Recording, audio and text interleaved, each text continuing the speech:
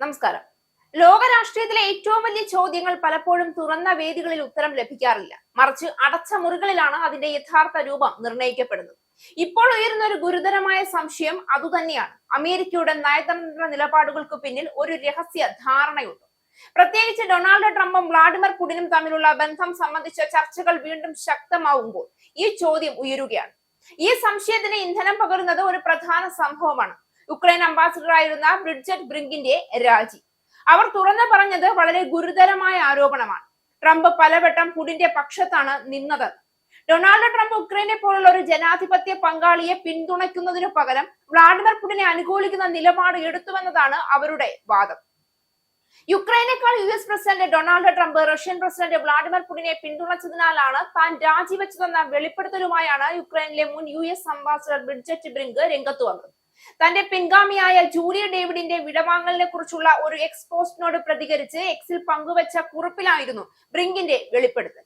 ഏകാധിപതികളുടെ പക്ഷം പിടിക്കുന്നത് ഞങ്ങളുടെ രീതിയല്ല എന്ന് രാജിവെക്കാനുണ്ടായ സാഹചര്യത്തെ കുറിച്ച് പ്രതികരിക്കവേ അവർ പറഞ്ഞു വെച്ചു. 2022 മുതൽ 2025 വരെയാണ് ബ്രിങ്ക് കീവിൽ US-നെ പ്രതിനിധീകരിച്ചത്. ട്രംപ് ഭരണകൂടത്തിന്റെ യുക്രൈൻ നയത്തോടുള്ള വിയോജിപ്പ് കാരണം 2025 മെയ് മാസത്തിലാണ് അവർ രാജിവെച്ചത്. ജനാധിപത്യ മൂല്യങ്ങൾ ഉയർത്തിപ്പിടിക്കുന്നതിനായി ഔദ്യോഗിക ജീവിതം ഉപേക്ഷിച്ച് അവർ ഇപ്പോൾ രാഷ്ട്രീയത്തിലേക്ക് പ്രവേശിച്ചിരിക്കുകയാണ്. നിലവിൽ മിഷിഗണിലെ 7ാം കോൺഗ്രഷണൽ ഡിസ്ട്രിക്റ്റിൽ നിന്ന് അവർ തിരഞ്ഞെടുപ്പിൽ മത്സരിക്കാനുള്ള തയ്യാറെടുപ്പിലാണ്. ബ്രിങ്കിന് ശേഷം US അംബാസിഡറായി ചുമതലയേറ്റ ജൂലിയ ഡേവിസും ഒരു വർഷം തികയുന്നതിന് മുൻപേ സ്ഥാനമൊഴിയുകയാണ്. യുക്രൈനോടുള്ള അമേരിക്കയുടെ പിന്തുണ കുറയുന്നതിലെ അതൃപ്തിയാണ് ഇതിന് പിന്നിലെ കാരണമെന്ന് ചില റിപ്പോർട്ടുകൾ സൂചിപ്പിക്കുന്നുണ്ടെങ്കിലും US സ്റ്റേറ്റ് ഡിപ്പാർട്ട്മെന്റ് ഇത് നിഷേധിച്ചിട്ടുണ്ട്. ഡേവിസ് ഈ വർഷം അവസാനം ഔദ്യോഗികമായി വിരമിക്കുമെന്നാണ് വിവരം. റഷ്യ യുക്രൈൻ യുദ്ധം പെട്ടെന്ന് അവസാനിപ്പിക്കുമെന്ന് ട്രംപ് അവകാശപ്പെട്ടിരുന്നുവെങ്കിലും ട്രംപിന്റെ 2ാം ഊഴം തുടങ്ങി ഒരു വർഷം കഴിഞ്ഞിട്ടും യുദ്ധം തുടരുകയാണ്. നിലവിൽ ഇറാനുമായുള്ള US സംഘർഷങ്ങൾ കാരണം അമേരിക്കയുടെ ശ്രദ്ധ യുക്രൈനിൽ നിന്ന് മാറുകയാണെന്ന് പ്രസിഡന്റ് വ്ളാഡിമിർ സെലൻസ്കിയും അഭിപ്രായപ്പെട്ടിരുന്നു. ഇത് ഒറ്റപ്പെട്ട വിമർശനം മാത്രമല്ല. ബ്രിങ്കിന് ശേഷം ചുമതലയേറ്റ മറ്റൊരു ഉന്നത ഉദ്യോഗസ്ഥയും സമാനമായ സാഹചര്യത്തിൽ പദവി ഒഴിയുന്നുവെന്ന റിപ്പോർട്ടുകൾ പുറത്തു വന്നിട്ടുണ്ട്. ഇത് യാദൃച്ഛികമാണോ, അല്ലെങ്കിൽ അമേരിക്കയുടെ വിദേശ നയത്തിൽ തന്നെ വലിയ മാറ്റമുണ്ടായെന്ന സൂചന?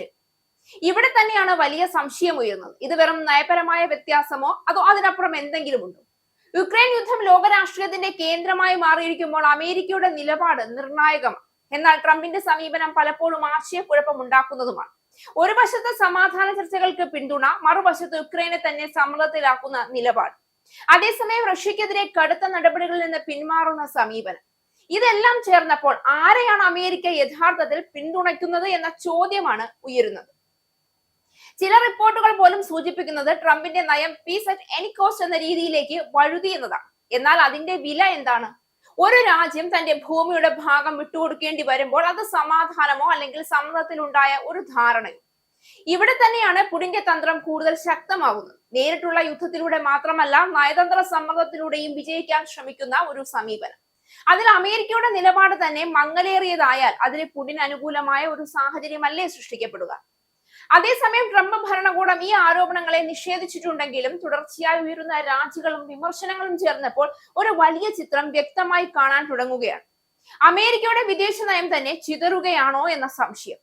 അവസാനം ലോകം ചോദിക്കുന്നത് ഒരൊറ്റ കാര്യമാണ്: ഇത് തന്ത്രപരമായ സമീപനമോ അതോ കൂടുതൽ അപകടകരമായ ഒരു അടുപ്പമോ? കാരണം ലോകശക്തികൾ തമ്മിലുള്ള ബന്ധങ്ങൾ വെറും നയതന്ത്ര രേഖകളിൽ മാത്രം നിൽക്കുന്നില്ല, അത് യുദ്ധങ്ങളുടെ വിധിയും നിർണ്ണയിക്കുന്നു. ഇപ്പോൾ ആ വിധി നിർണ്ണയിക്കുന്ന നേലുകൾക്കുള്ളിൽ ട്രംപും പുടിനും തമ്മിലുള്ള ബന്ധം എത്രത്തോളം ആഴത്തിലാണെന്ന് ലോകം സംശയത്തോടെ നോക്കുകയാണ്.